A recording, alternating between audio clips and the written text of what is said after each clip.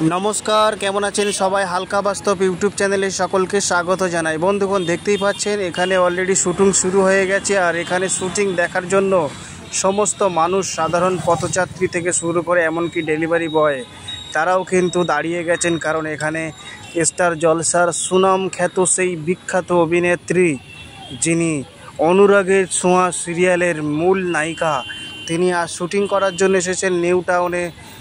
বলতে বলতে শুটিং শুরু হয়ে গেছে। আপনারা দেখতেই পাচ্ছেন অলরেডি দীপা ম্যাম, তিনি কিন্তু সেই প্রাইড প্লাজা ঢালা বিল্ডিংয়ের উল্টো দিক থেকে লাগেজ নিয়ে ক্যামেরাম্যানের দিকে ধীরে ধীরে রাস্তা পার হয়ে চলে আসছেন। অলরেডি তিনি কিছু সমস্যা ফিল করছেন, যেহেতু একের পর এক গাড়িগুলো আসছেন, তাই ডিরেক্টরের ডিরেকশান অনুযায়ী তিনি চেষ্টা করছেন তার কাজটাকে সঠিকভাবে করার।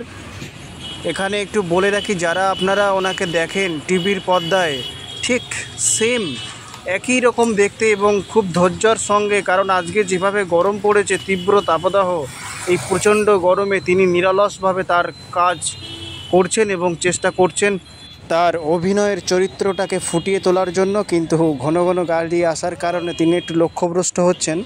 বন্ধুগণ, এখানে ওনাকে যে অভিনয়টা দেওয়া হয়েছে, ধরে নিন আপনি কোনো 4 চাকা বুকিং করেছেন, কিংবা হতাশজনকভাবে আপনি কোনো ট্যাক্সিকে খুঁজছেন, রাস্তার ওপার থেকে এপারে আসতে হবে আপনাকে, জনবহুল এলাকা বা যানজট।